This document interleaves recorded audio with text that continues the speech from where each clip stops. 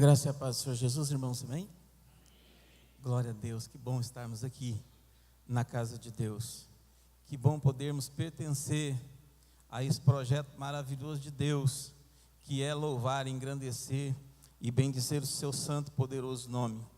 O pastor leu aqui o Salmo de número 138, e ele frisou bastante o versículo de número 1, que diz assim: render-te-ei graças, Senhor, de todo o meu coração, e na presença dos poderosos eu te cantarei louvores. Isso é bom, isso é bom, isso é agradável para um servo de Deus, para aquele que diz que vai morar nos céus, aquele que está com seu coração disposto a ir morar no céu. Isso é uma coisa boa, cantar diante dos poderosos. Ah, que Deus é bom, porque todo louvor a Deus engrandece o nome de Deus. E quando você faz isso na frente de um poderoso, você está falando: você não é poderoso, poderoso é esse. Quer ver eu falar? Santo, santo, santo. Ah, isso é poderoso. Você não, você é criatura, esse é criador. É por isso que Davi fala assim: olha, Senhor, eu vou te render graça. E é na frente do poderoso, porque na frente do coitadinho todo mundo canta louvor. Agora na frente do poderoso, o camarada olha e fala: eu acho que ele vai me achar meio tonto, meio bobo, meio quadrado, meio não sei o quê. E aí a gente não tem coragem de falar assim: Deus é grande. Você não, você é criatura. Sabe aquele trabalho de passar o camelo no fundo da agulha? É essa hora. Aí você está ajudando a Jesus Cristo passar o camelo no fundo da agulha, fazendo com que o poderoso, ou que se ache poderoso, se converta ao Evangelho, porque para Deus nada é impossível. Davi tinha essa convicção no seu coração, e Deus quer que eu e você tenha essa convicção no coração, e para isso Ele colocou à disposição o seu próprio coração, para assistir à morte do seu filho, para que você tenha essa convicção. E mais, irmãos, nos deu o Espírito Santo, que todo dia nos limpa, para que você tenha essa condição. Isso é uma coisa muito gloriosa da parte de Deus. As donas de casa aqui sabem o que é limpar a mesma coisa todo dia. Rapaz, limpar a mesma coisa todo dia é um negócio chato demais. E há um Deus chamado Espírito Santo de Deus, que mesmo sendo Deus, Ele se dá esse trabalho todos os dias, de limpar a minha e a sua vida, e mais, Ele não se cansa. Por vezes, a gente está conversando com as mulheres, ou as mulheres estão em algum assunto, e aí alguém cai na besteira de falar que dona de casa não trabalha. Aí ela olha assim e fala: você não sabe o que é limpar a mesma coisa todo dia? Sendo humano e sendo falho, nós nos cansamos de limpar a mesma coisa todo dia. Mas há um ser que nos guia, que nos regenera, que nos mostra o caminho do arrependimento, que Ele não cansa de limpar a mim e limpar você. Por isso que você deve fazer isso que Davi diz aqui no Salmo 38, render-te-ei graças de todo o meu coração, e na presença dos poderosos eu cantarei louvores. E a gente se compromete com uma série de coisas com o nosso Deus.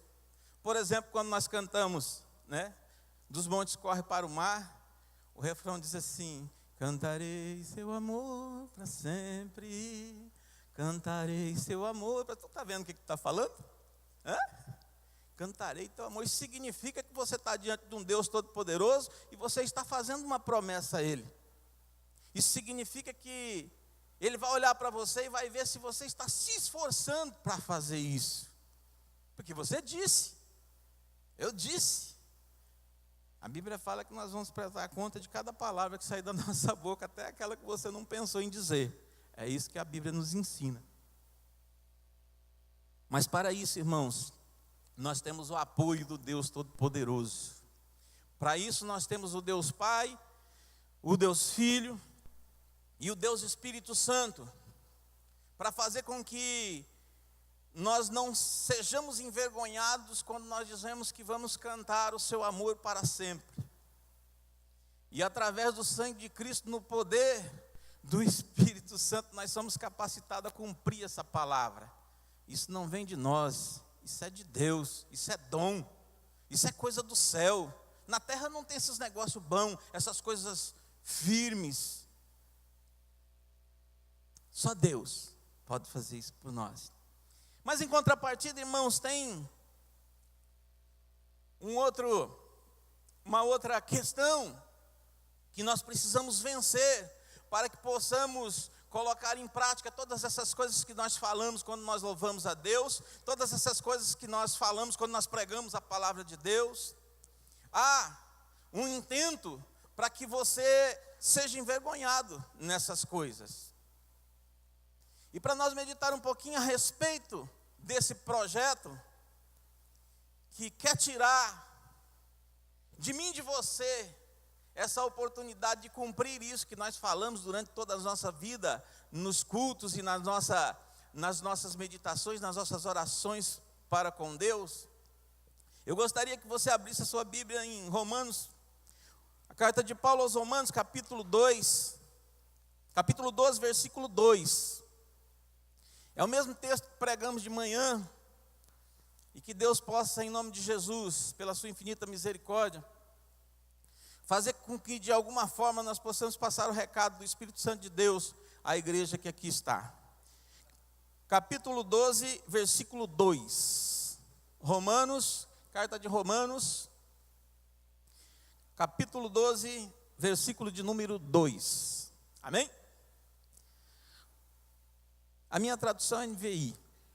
Diz assim: não se amoldem ao padrão deste mundo, mas transformem-se pela renovação da sua mente. E aí vem o grande segredo. Para quê? Para que sejam capazes de experimentar e comprovar a boa, agradável e perfeita vontade de Deus. Há em Deus uma boa, perfeita e agradável vontade. E há em Deus também o desejo de que eu e você experimente essa boa, agradável e perfeita vontade que há nele. E como nós já dissemos, para que isso ocorra, Deus não poupou esforços. Deu o seu filho se despiu da sua glória, se fez homem e na condição de humano ainda se humilhou e se humilhou até a morte. E não foi morte de acidente não, foi morte de cruz. Tudo isso para que nós pudéssemos participar dessa boa, agradável e perfeita vontade que há em Deus. Mas em contrapartida, irmãos, há um projeto do inimigo da igreja, que ele quer exatamente complicar, ele quer fazer com que nós não possamos participar dessa boa, agradável e perfeita vontade de Deus. E ele tem os seus projetos, ele tem a sua forma de fazer com que nós não venhamos a participar disso. Porque o apóstolo Paulo escreve essa carta aos romanos, a igreja do Senhor que estava em Roma. E Paulo tinha uma preocupação com os irmãos que estavam em Roma. Porque o judaísmo já tinha se adaptado ao modelo romano, de querer dominar, já tinha se perdido o desejo de participar dessa boa, agradável e perfeita vontade de Deus, e no coração dos judeus, como você pode ver nos relatos dos evangelhos, já não tinha isso, já não era uma coisa patente, pulsante no coração dos judeus. E aí então houve uma igreja que estava estabelecida em Roma, e o apóstolo Paulo sabia que a população judaica já queria se moldar à forma romana de ser. E os romanos não tinham Deus como Senhor. E os romanos não tinham essa visão de boa, agradável, perfeita vontade de Deus. Para os romanos, Deus só era mais um. E o apóstolo Paulo, com essa preocupação, escreve aos irmãos e diz assim: irmãos, não vos amoldeis aos padrões desse mundo, mas antes sejam transformados pela renovação da vossa mente, para que vocês continuem experimentando, vivendo a boa, perfeita e agradável vontade de Deus. Então havia no coração do apóstolo uma preocupação de que aquela igreja começasse a lutar, não para participar da boa, perfeita e agradável vontade de Deus, mas para ser como os romanos eram.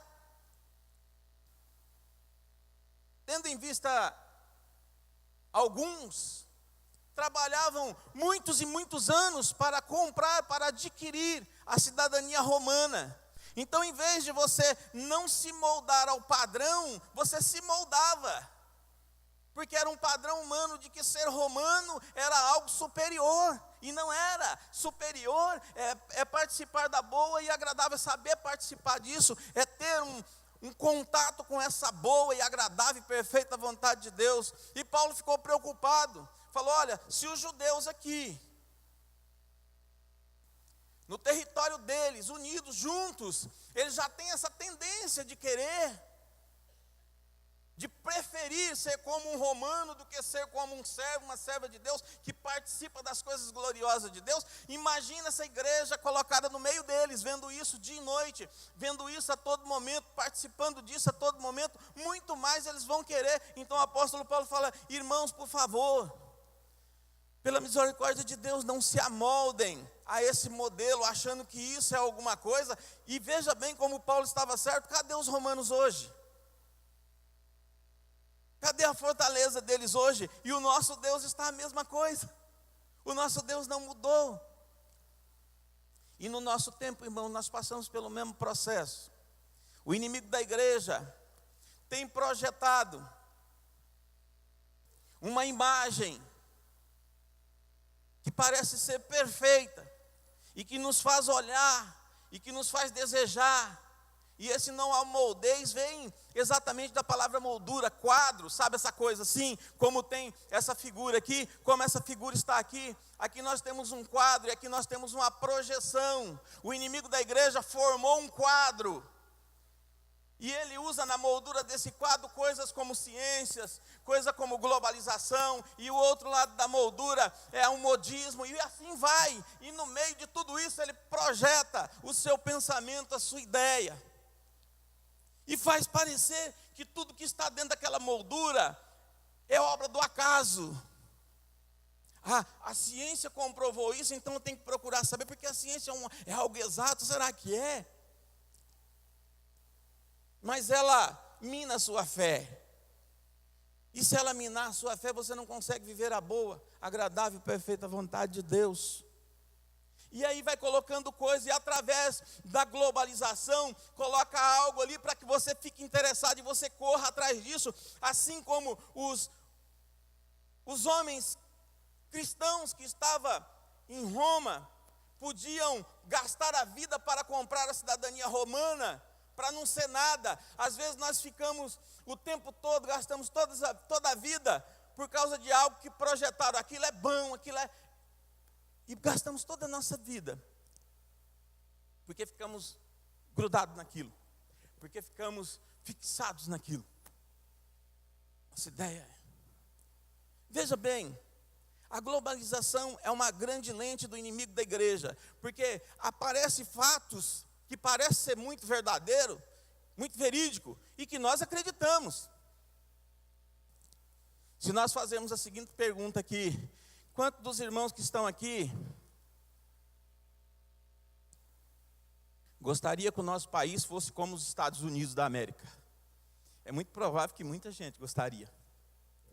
Nós temos um testemunho recente, disse isso de manhã. Uma mulher no estado de Minas, de repente, ela olhou com esse olhar de globalização e ela enxergou uma excelente oportunidade nos Estados Unidos da América. Foi matéria de jornal. E aí ela foi para o México e falou: daqui eu vou para a cerca, aí eu pulo a cerca e estou nos Estados Unidos. É simples assim, mas é muito provável que alguém tenha orientado ela. Falou: você está com uma criança e pode ser que a hora que você for pular a cerca, alguém pegue você pulando a cerca e vai tirar de você o seu filho. Você vai para um lado, mas foi batata. Foi o que aconteceu. Por que ela fez isso? Porque o sistema globalizado de ver a vida nos traz algumas informações que não são tão verdadeiras assim. Porque os Estados Unidos pode ser bom para quem está rico, assim como o Brasil também é bom para quem está rico. Bom no sentido humano, na visão humana, na ótica humana. Mas para a mãe de um daqueles adolescentes que foram assassinados dentro daquelas escolas, os Estados Unidos já não é tão bom. Então veja bem, é um ponto de vista. Agora nós temos um fator mais interessante ainda, porque a globalização mostrou para ela que os Estados Unidos é o melhor lugar. E ela tem uma convicção capitalista, que eu preciso ganhar, eu preciso ter, para ser. E a globalização deu para ela um outro reflexo, colocou na frente dela uma outra imagem. Que isso é bom. Agora veja bem, irmãos, como que essa imagem que está sendo projetada nos engana. E nos tira de participar dessa boa, agradável e perfeita, porque nós nos agrudamos nisso. O apóstolo Paulo falou, olha, não se afeiçoe, não se grude, não se molde a essa ideia. Porque se você fazer isso, você não vai ser capaz de viver a boa, agradável e perfeita vontade de Deus. Você vai perder toda a sua vida, todo o seu tempo, e você nunca vai participar disso que é bom. E tem gente falando mal de Deus, por conta do quê? Porque está totalmente amoldado ao que está sendo mostrado para o mundo. Agora veja bem, tem coisas que Deus não permite que nós tenhamos. Tem coisa que Deus não permite que chegue em nossas mãos, porque Deus é Deus e Deus sabe, e não reclame de Deus por isso. Apenas espere que Deus lhe mostre. Aí nós olhamos assim, vivemos reclamando, nós somos um país de terceiro mundo, com tanto potencial de ser de primeiro mundo, nós somos uns coitadinhos, e tem nordestino, e tem paraibano, e tem não sei o que, eu sou um desses, e estou muito contente comendo feijão com farinha, e não quero ir para os Estados Unidos. Não tem nenhum pingo de vontade, você sabe por quê, irmãos? Veja bem, a mesma ciência que diz que é exata, os mesmos estudiosos, as mesmas pessoas fazem pesquisas, e eles dizem que os Estados Unidos da América é 3% da população mundial, e eles consomem 30% da reserva natural do planeta. Isso significa que se nós tivermos 3 países como os Estados Unidos, não tinha um ser humano na Terra mais. Mas nós temos inveja disso. Por quê? Porque está projetado lá. Porque o inimigo da igreja colocou lá e falou, olha, isso é tudo, ó Marcos, veja bem lá, isso é tudo. Isaac, isso aqui é tudo. Veja bem, corre atrás disso, vive isso. Somos enganados pelo sistema. E aí depois nós fica comendo bronha e nós vamos tentar passar para os Estados Unidos e perdemos até o próprio filho. E aí fica aquela ladainha, né? Meu Deus, que coisa, o Trump não é você que não olhou. É você que não viu. É você que não tem olhar espiritual. Foi você que foi, não foi o Trump que veio buscar. Irmãos, olha, a mesma deficiência de Adão e Eva foi a mulher que você me deu. Ah, eu não tenho culpa porque eu só fui atravessar a cerca. É o Trump que tem culpa. Aí... É complicado isso, irmãos, mas essa é a ideia. Você veja bem que é a mesma ideia que Paulo falava para os irmãos da igreja de Roma. Falei, irmãos, olha, não se afeiçoem a essas coisas que são transitórias, porque senão vocês não serão capazes de conhecer e de viver. Aqui não é uma coisa espiritual que você não possa viver. O texto é claro, o texto fala assim que você pode experimentar e você pode comprovar essa vontade de Deus que é boa, agradável e perfeita vontade de Deus. Mas isso não é simples. Precisamos nos desgrudar dessa questão do sistema. Ah, mas eu vou viver de quê? Viva de Deus. Uai, precisa mais do que Deus? Nós não precisamos mais do que o nosso Deus. Não devemos ignorar as outras coisas? Não. Mas nós devemos viver como cegos.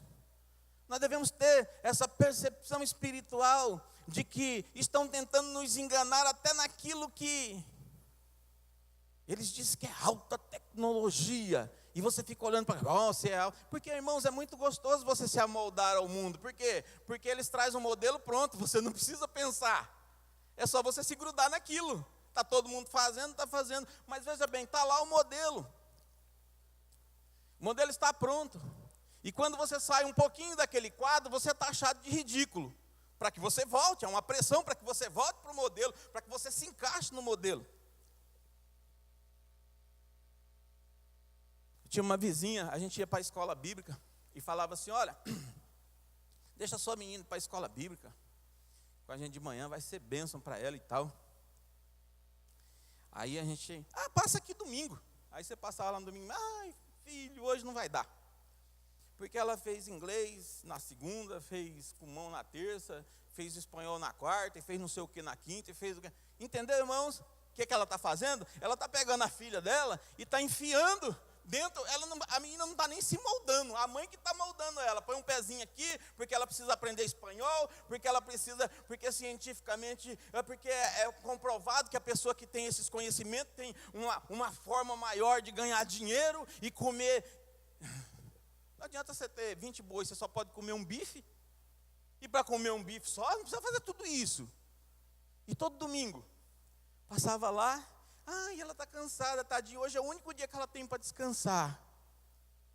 Como o pastor estava falando aqui, a gente precisa tomar cuidado de não permitir com que as próximas gerações seja moldada a isso. Parece que só tem isso, parece que só existe isso. Mas Deus diz que há uma perfeita, boa e agradável vontade dele, que pode ser desfrutada por mim e por você. E nós encontramos um monte de cristãos tristes, depressivos, com dor de barriga espiritual, e aí você conversa, sabe aquela questão que parece que só sai, nunca agrega, totalmente envolvido, totalmente seduzido por essa questão. E quando você não quer, rejeita esse modelo, porque você fala, não, eu quero aqui aproveitar essa boa, agradável, perfeita vontade de Deus. Sabe o que faz? Você é um idiota. Eu estava contando aqui de manhã, uma vez juntou, quando eu era garotão, eu gostava de uns rodeios, montar em boi, esse negócio, a gente sempre faz muita amizade com esses trem. Aí, juntou uma senhora que era conhecida nossa, ela sempre fazia comida para nós, ela falou assim, olha, vamos juntar toda aquela turminha? Eu falei, vamos, legal, mas aí eu tinha me convertido. Eu falei, mas tudo bem, né? Quem sabe eu consiga pregar o evangelho lá, legal. Juntamos tudo lá na casa da dona Nair.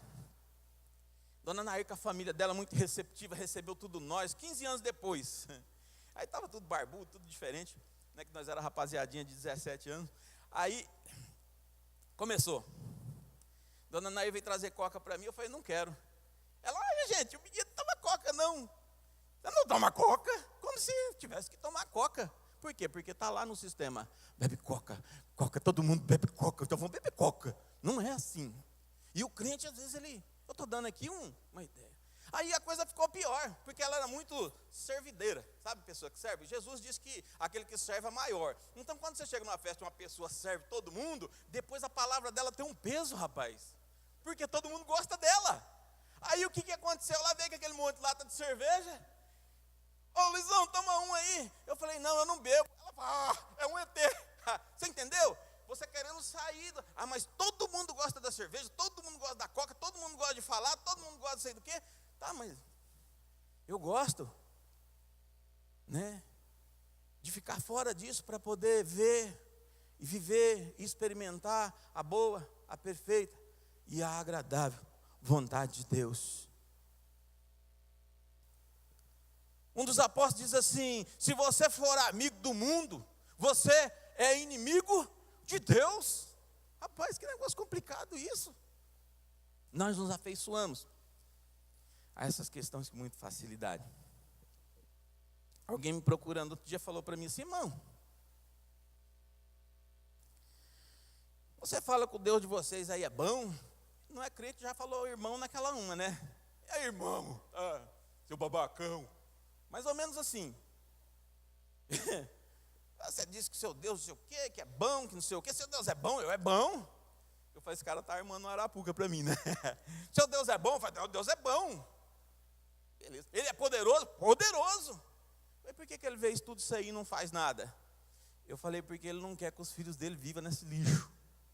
Você sabe por que a terra não é agradável, gostosa e confortável? Você olha para um lado, tem um dando tiro no outro dando pedrada no outro. Sabe para que isso acontece? Para que você não queira ficar aqui, porque Deus quer te levar para o céu. Quando eu trabalhava na fazenda, eu trabalhava com retiro. Tirava leite das vacas lá. E aí o bezerro ia ficando grande e mamando. Grande e mamando. Só que aí acabava o leite da vaca. E o bezerro mamando. E ele ficava perdendo tempo ali mamando vazio da barriga. Vazio é aquela parte lateral do bezerro, né? Quem já trabalhou em fazenda sabe disso. Então ele ficava com o vazio fundo assim, que encostava um lado no outro. Mas ele ficava ali. E você tirava ele e o pasto verde, tudo bonito assim em volta. E esse danado desse bezerro lá. Aí nós falamos, não, esse bezerro não pode ficar ali, que ele vai morrer ali, não tem o alimento suficiente para ele. O que nós fazíamos? Nós comprávamos uma pomada, a bicha amargava que nem o pensamento de Satanás. Aí, nós passava no peito da vaca, ele ia, dava uma mamadinha e caía fora, ia comer o pasto. Daí um dia ele estava gordinho, redondinho. É isso que Deus faz comigo, com você. Sabe o que ele faz? Você começa a gostar da terra, só que a terra não tem alimento suficiente para você. A terra não tem o que a sua alma precisa. A terra pode produzir até a comida para encher o seu buchinho, mas a terra não tem o alimento que você necessita, e Deus sabe disso. Só que você fica tentando sugar na terra, tentando sugar. Aí o que Deus faz? Deus passa um negócio amargo na terra. Aí sabe o que você quer fazer? Eu não vejo a hora de ir para o céu. Eu estou doido para me mandar daqui. A Bíblia diz que tudo concorre para o bem daqueles que amam a Deus. Alguém um dia me perguntou, como, irmão, isso aqui concorre para o bem que ama a Deus? Eu falei, sim, concorre para o bem daqueles que amam a Deus, a palavra não mente. Como assim? Então me explica. Ficar bravo, porque o negócio estava pegando para o lado dele, né? A gente fica bravo quando o negócio pega para o nosso lado. Eu falei, sim, rapaz, Deus quer te levar para o céu, você está com vontade de sair daqui? Estou. Eu falei, então pronto, Deus não quer que você fique aqui. Eu contava aqui cedo, a volta está aqui agora, é a testemunha da história. Aí, a minha menina tem 10 anos, eu falo, bom, ela só tem mais uns 3, 4 anos para ficar junto comigo, assistindo televisão, aquele negócio, né? E tal. Aí ela quer ir para a casa da minha filha mais velha, que é casada. Aí eu falo, não vai. Aí ela fica bicuda lá, e a gente dá aquele, né, negócio de pai, fica com o coraçãozinho mole, então tá, vai. Aí ela vai. Ela vai, mas aí você fica, daqui você fica assim, ó, tomara que lá esteja ruim, tomara que lá não tem comida, tomara que lá não tem o Danone, o orgulho que ela gosta, tomara que não tem bolacha, tomara que só tem gente grande lá, contando coisa de gente grande que não interessa para ela ficar lá, para que ela volte e fique comigo. Esse é o pensamento de Deus em relação a mim e você. Deus está olhando para a terra e está olhando assim, tomara que o Isaac não goste de lá. Porque, irmãos, Deus quer nos salvar. Mas para que Deus nos leve para o céu, Ele quer que você vá para o céu alegre. Ele não quer te arrastar para a mão, sabe assim, aquele negócio vai arrastando assim, você não quer ir, vamos para o céu, vamos para o céu. Não, Deus primeiro Ele quer convencer o seu coração de que o céu é melhor do que a terra. Para que não aconteça no dia da volta de Jesus, no soar da trombeta, para que não aconteça o seguinte fator. Que você olhe para trás e fala, não, mas eu queria tanto ficar. O fato dele não querer te deixar, ele torna a terra um lugar ruim, ríspido. E eu vou falar um negócio para você. E cada dia mais ruim, é ou não é? O negócio cada dia fica pior, irmãos. Tudo isso é zelo de Deus. Até as coisas ruins que acontecem na face da terra é para o teu benefício, é para você não se apaixonar pela terra e querer ficar aqui em vez de ir para o céu. É isso que Deus quer. Mas aí então nós vamos refletir um pouquinho a respeito de alguém que conseguiu se desligar disso. Vamos falar um pouquinho de João Batista. Abra sua Bíblia aí no capítulo 3 de João, versículo 22. Evangelho de João, Evangelho de Jesus Cristo, segundo escreveu João, capítulo 3, a partir do verso de número 22. E aí nós vamos ver um camarada que conseguiu se desvencilhar dessa propaganda enganosa do inimigo da igreja, que quer fazer eu e você perder tempo. Evangelho de João, capítulo 3, versículo 22, a partir do 22, fala assim, ó. Depois disso, Jesus foi com os seus discípulos para a terra da Judéia, onde passou algum tempo com eles e ali batizava. João também estava batizando em Enom, perto de Salim, porque havia ali muitas águas e o povo vinha para ser batizado. E isso se deu antes de João ser preso. Versículo 25. Então surgiu uma discussão entre os discípulos de João e um certo judeu a respeito da purificação cerimonial. Versículo 26. Eles se dirigiram, então os discípulos de João, eles se dirigiram a João e lhe disseram: mestre, aquele homem que estava contigo do outro lado do Jordão, do qual você deu testemunho, está batizando. E aí tem mais um agravante, e todos estão se dirigindo a ele. E a isso João respondeu: uma pessoa só tem o que recebe, o que lhe é dado do céu. Versículo 28, segunda resposta de João: vocês mesmos são testemunha do que eu já disse. Eu não sou o Cristo, mas sou aquele que vim preparar-lhe o caminho. Versículo 29, a noiva pertence ao noivo. O amigo que presta serviço ao noivo e que o atende e o ouve, enche-se de alegria quando ouve a voz do noivo. E esta é a alegria que está em mim agora, que em mim se completa. João Batista, filho de sacerdote. Como que era criado um filho de sacerdote? Filho de sacerdote era criado, era filho único, homem. Ele era o sucessor do pai. Então qual que era de praxe para nós criar então João Batista? João Batista teria que ser criado aos pés de rabinos e mestres da lei e escribas, e para logo depois suceder o seu pai no ofício sacerdotal. Interessante. Só que Lucas, narrando a história dele, fala que ele foi criado no deserto. Ou seja, ele abriu mão de toda aquela projeção que o judaísmo oferecia para um sacerdote. Comer os manjares, ser bem instruído e ter uma vida de liderança, uma vida, bacana. Ele abriu mão disso e foi viver no deserto. Alguns dizem que foi viver com os essênios, outros falam que ele foi sozinho mesmo. E você sabe que ontem eu vi uma reportagem falando que tem um índio morando há 22 anos sozinho no meio de uma mata. Eu fiquei olhando e falei: olha, rapaz, um tipo de João Batista aí, no meio do nada. Foi lá matar todos os outros índios da tribo dele, ele ficou sozinho no meio do mato. Aí eu estava lembrando de João Batista nesse episódio. Pois bem, João Batista então era para ser criado no meio de tudo aquilo, ter todos aqueles desejos, mas foi retirado para o deserto, para viver fora do sistema. Por que ele foi tirado fora, para viver fora do sistema? Para que ele não se contaminasse com o sistema, não se apegasse ao sistema e pudesse participar da boa, agradável e perfeita vontade de Deus, porque Deus queria usá-lo. Não reclame, irmão e irmã, quando você ficar de fora de alguma coisa que o sistema deste mundo oferece, achando que você é um derrotado, que é pelo contrário, você é um vitorioso. Foi isso que Deus fez com João Batista. Deus escolheu João Batista e falou: João, olha, você é um cara especial, eu vou usar você de forma diferente, você vai ser uma bênção, você vai preparar o caminho de Jesus, só que eu vou te tirar do meio do sistema. No sistema você não vai conseguir dar conta de fazer isso. E o Espírito Santo de Deus tem lutado na minha e na sua vida exatamente para fazer isso comigo, com você. Nós somos importantíssimos na obra de Deus. Nós somos pessoas com quem Deus conta. Nós somos a igreja, a mão de Deus na face da terra para abençoar, para conquistar, para trazer, para levar, para apoiar, para segurar. Mas se nós tivermos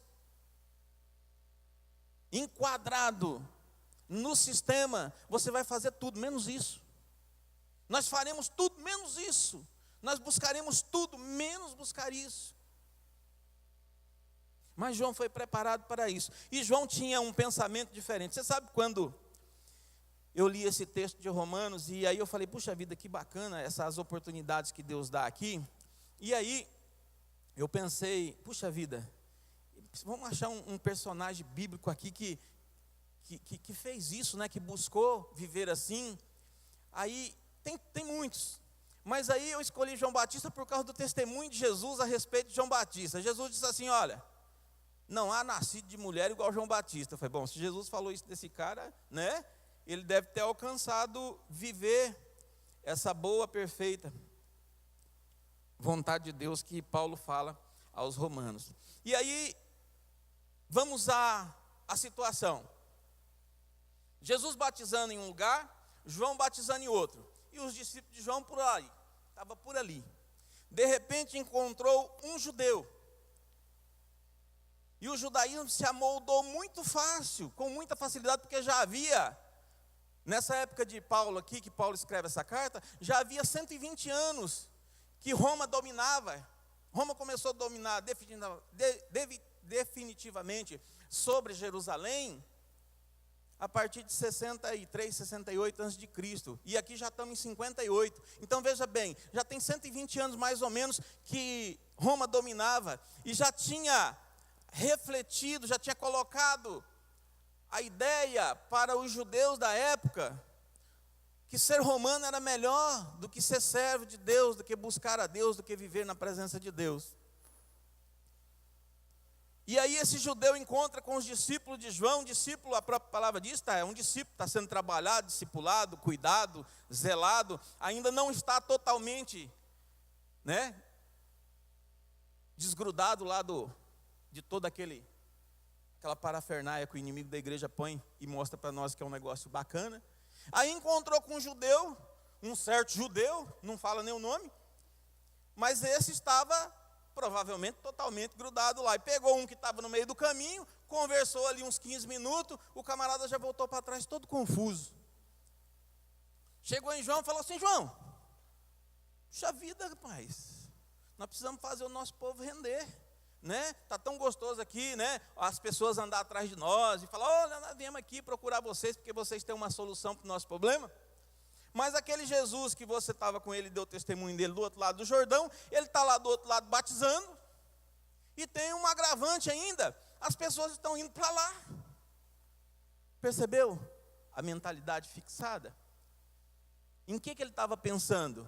Nós precisamos manter o nosso povo aqui, o nosso grupo. Não é assim também não. O cara é bom, você diz que o cara é bom, bacana, tudo bem, mas não vem pegar o nosso povo não. E a isso João respondeu: ninguém tem nada. Nada. Ninguém tem nada. A isso João respondeu, versículo 27, uma pessoa só pode receber o que do céu lhe é dado. João deixa aqui bem claro que nada está fora da soberania de Deus. Não há nada aqui que está fora do poder da mão de Deus, embora o quadro refletido na parede quer mostrar para nós um Deus que não está nem aí, que não está nem olhando, que está morto, que virou as costas para a humanidade. Mas João tinha convicção de para que ele veio, para que ele estava. Ele disse assim: olha, pode ficar tranquilo, nós não precisamos ficar medindo força com A, com B, com C, porque tudo está sob controle de Deus. Jesus também falou sobre isso quando alguém chegou em Jesus e começou a questionar algumas coisas nesse sentido. Jesus falou assim: olha, quem não está com nós, quem com nós não ajunta, se espalha. Tem uns caras lá que estão expulsando demônios. Jesus falou: deixa os caras expulsar demônio, porque quem não é contra é a favor. João diz aqui, com outras palavras, exatamente a mesma coisa. A soberania de Deus é que prevalece. Tenha essa segurança, meus discípulos amados. Segunda resposta de João, versículo 28. Vocês mesmos são testemunha de que eu disse: eu não sou o Cristo, mas sou aquele que foi enviado para preparar-lhe o caminho. Irmãos, uma outra convicção. A primeira convicção de João era que Deus é soberano.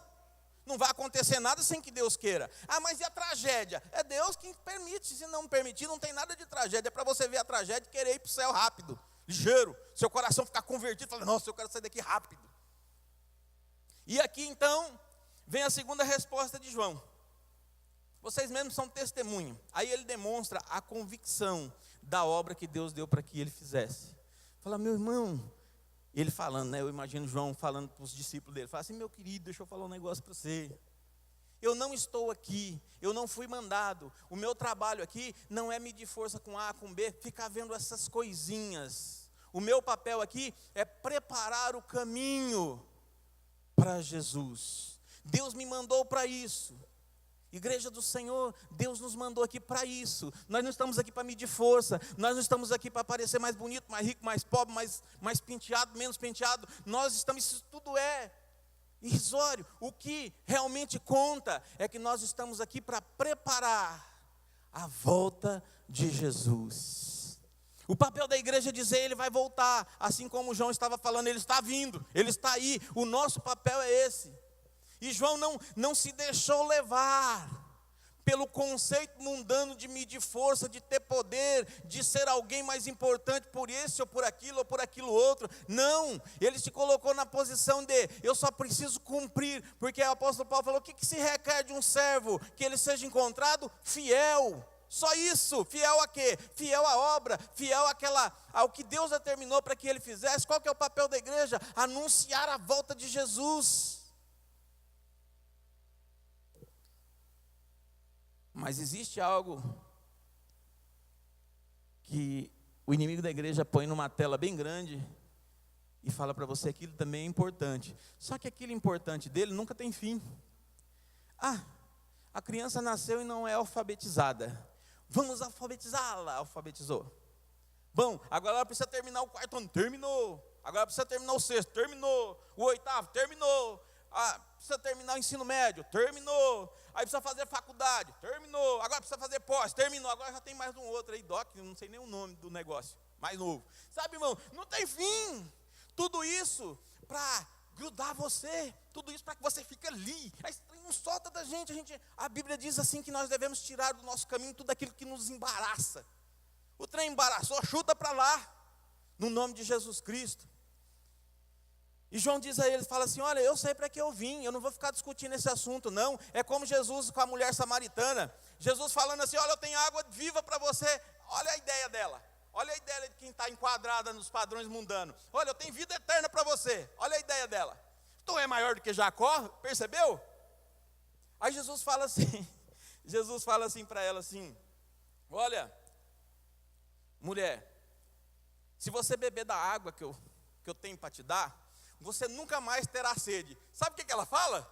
É? Coisa boa. Então eu não preciso mais vir buscar água? Ou seja, o conceito dela era cansar o ombro, peso, aquela coisa mundana, Jesus falando, mas ela sempre tentando trazer Jesus para essa discussão de quem está amoldado aos padrões do mundo. E Jesus falando para ela, não, mas não é disso que eu estou falando, né? Eu estou falando de vida eterna, eu estou falando de algo muito maior. Mas vocês não gostam de conversar com nós. Se você soubesse quem está conversando com você, você nem ia entrar nesse assunto. Nós ia conversar de assunto mais importante, que é a salvação da tua vida. E a terceira resposta de João. Versículo 29. Ele diz assim para os seus discípulos, meu discípulo, deixa eu te dizer uma coisa. A noiva pertence ao noivo. O amigo que presta serviço ao noivo e que o atende e ouve, enche-se de alegria quando ouve a voz do noivo. E esta é a alegria em que agora em mim se completa. Olha só, veja só a ideia. Os discípulos, meio que amoldados ainda ao padrão, fala para ele, fala assim, não, mas e a turma que está indo para lá? Os nossos camaradas que nós suamos tanto para ganhar nesse sol quente aí no meio desse deserto aí, para batizar nessas poças d'água aí. Não é fácil não, agora os caras estão indo tudo para lá, e aí? Esse é o raciocínio humano. Esse é o raciocínio que o inimigo da igreja quer que você tenha, e perca tempo com isso, que não leva a nada. Aí João fala assim, rapaz, o negócio é o contrário. Veja bem, na Palestina, algumas regiões da Palestina, quem preparava o casamento do amigo, do noivo, era um amigo. Não tinha mestre de cerimônia. Hoje nós temos mestre de cerimônia. Você paga, o cara vai lá e faz, né?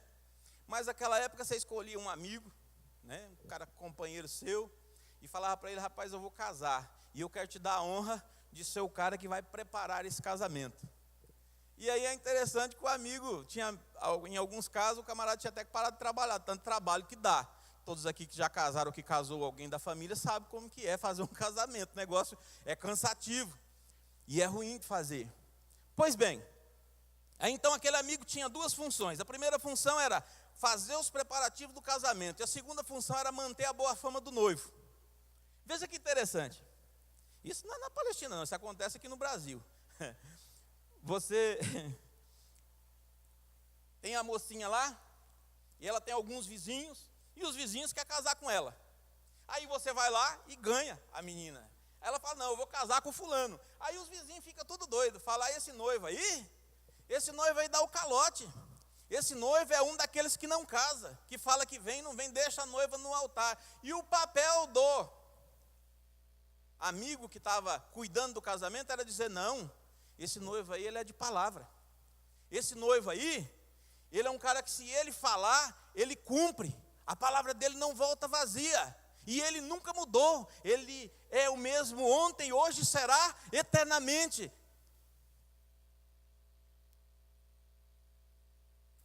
E aí então, o segundo papel desse noivo, desse amigo do noivo, era preparar. O apóstolo Paulo, em 2 Coríntios, se eu não me engano, 11, ele diz assim: irmãos, não se zangue pela forma com que eu falo e trato os irmãos, é que eu prometi vocês como noiva sem mancha e sem mácula, para um noivo, a saber, Cristo Jesus. E o papel meu, seu, como igreja, que somos amigos do noivo, ou você pensa que foi à toa que Jesus falou assim: olha, eu não chamo você mais de servo, você agora é meu amigo. Porque quem tinha essa incumbência de cuidar do casamento era o amigo. E a igreja nós estamos com essa responsabilidade de fazer isso para com o Senhor. Só que, irmãos, veja bem, se você já acompanhou o casamento, o ano passado nós tivemos 2 na nossa família, um em fevereiro, outro em junho, né? A mestre de cerimônia. Eu falei aqui cedo que eu prefiro carpir café do que ser mestre de cerimônia. Ô, coisa triste, irmãos. A pessoa fica com aquele monte de livro debaixo do braço, aquele monte de catálogo, e leva um saco de flor. Qual flor que você quer? Essa? Essa? E a noiva: não. Essa aqui? Não. Aquela ali? Não. Aí você percebe que o mestre de cerimônia fica assim: que diabo tu quer? Sabe assim, aquela coisa assim, mas fica: qual que você quer então, querida? Mestre de cerimônia vive assim. Essa é a vida do mestre de cerimônia. Mas existe uma coisa que é espetacular no mestre de cerimônia. Acontece todo o casamento, né? A minha menina mais velha casou inclusive aqui. E ela é paviozinho curto.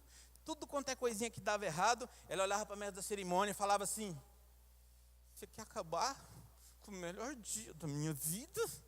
Sabe assim, o melhor dia da vida já não é nem o arrebatamento da igreja, é o dia do casamento. Aí você olha para o mestre de cerimônia, ele não sabe se cai, se treme, se fala desculpa, perdão, não fez nada, mas fica: então você me perdoa, moça. De tão, sabe, aquela coisa assim, aquela mágoa, aquele negócio assim, no último único dia. Isso aqui para uma noiva é como ir para o céu.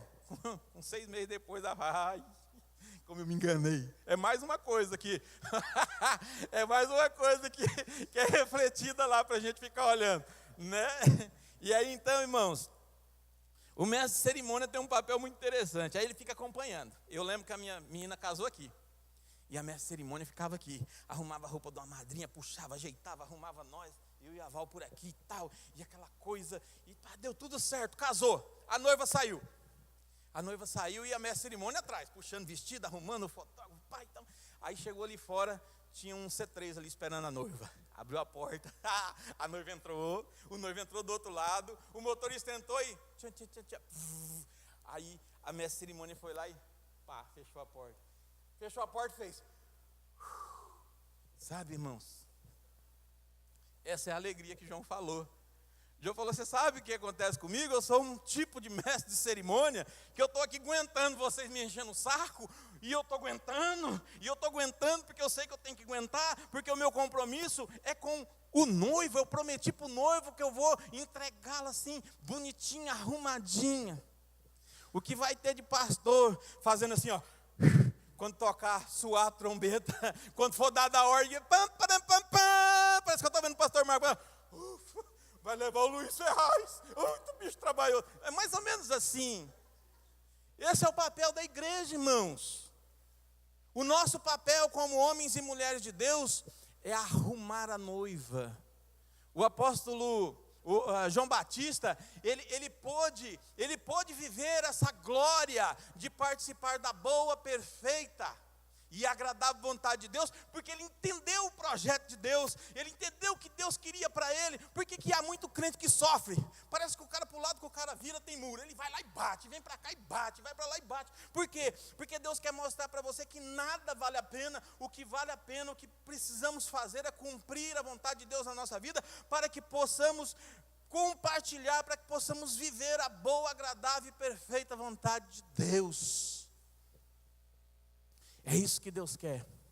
Você pensa que Deus criou nós para sermos como somos? Não. A Bíblia fala lá no capítulo 2 de Gênesis, 3 de Gênesis, que Deus criou todas as coisas e tudo submeteu aos homens. Então, se você falasse para um leão, deita lá, era para deitar. Fala para você ver. Agora, o pecado. Irmãos, Deus nos criou para nós termos a comunhão que Ele tinha com Abraão. No meio do dia, com Adão. Adão lá no meio do quintal dele, de repente ele escuta um assobio, né?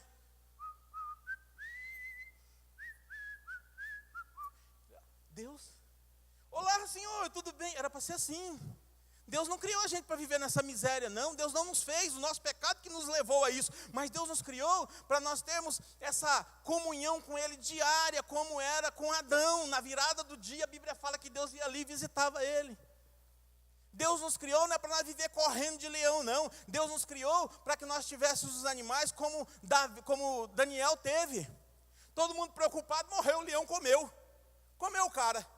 Sabe, irmãos, Deus assim, na história bíblica, na história da humanidade, Deus dá uns lances de como que era para ser, mas não é. Por quê? Por causa do nosso pecado. Porque nós nos agarramos naquele troço lá, que parece que é, mas não é.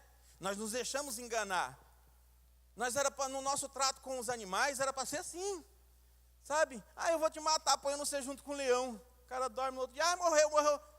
Daniel, ô senhor, estou aqui. Tudo bem? Por que não é assim? Porque nós pecamos. A pregação que fez eu vir para o Evangelho foi uma pregação sobre esse texto de Daniel. O irmão falou, sabe por que o leão não comeu Daniel? Porque Daniel cheirava espírito. Eu falei, ninguém come espírito. Que leão que vai querer comer espírito, né? E eu entendi assim, falei, que legal isso aí, é bacana. E comecei a meditar sobre isso, depois nunca mais parei de meditar na Bíblia. Aí então, irmãos, o nosso contato com a natureza era para ser assim. Pastor Marcos tem uma coisa para fazer. Pastor Marcos tem que ir lá para São Paulo. Só que ele saiu daqui e quando chegou num certo ponto do caminho, ele percebeu que o farol do carro não estava acendendo mais. Era para sair para fora assim, falar, Sol, sabe aquela conversa de Josué? Sol, dá uma parada aí, porque, espera. Era para ser assim, Deus nos criou para ser isso. Para ser assim, era para nós termos essas bênçãos de Deus. Sabe, quando nós era rapaz na fazenda, a gente pegava palanque para fazer cerca, e às vezes assim, era um palanque que precisava de 4 caras, e nós só estávamos em 2, mas nós sofríamos com aquilo, e Deus nos criou para ser como Sansão, sabe? Com aquela força, é vigor, irmãos, é assim, Deus nos criou assim para termos não para passar pelo que muitas vezes nós passamos e viver, às vezes como diz o pessoal do Alto da Compadecida, na desgracença que nós vivemos. Irmãos, nós temos aqui uma grande oportunidade no Senhor de executar fielmente aquilo que Deus pediu para que nós fizéssemos. Você pode fazer as outras coisas? Pode e deve. Mas você não deve ser afeiçoados a ela, de maneira que isso te atrapalhe a contemplar, a viver essa boa e agradável. Senão você vira um murmurador. Senão eu viro um murmurador. Parece que nada está bom, nada. Claro, você está olhando para o lado errado. Sabe aquele caminho, aquela estrada que você quer viajar e você está ansioso para chegar, mas você pegou o caminho errado e você fica ali reclamando, lugar que não chega, não chega. Você não participa, você não vai chegar, porque você pegou o lado errado do caminho.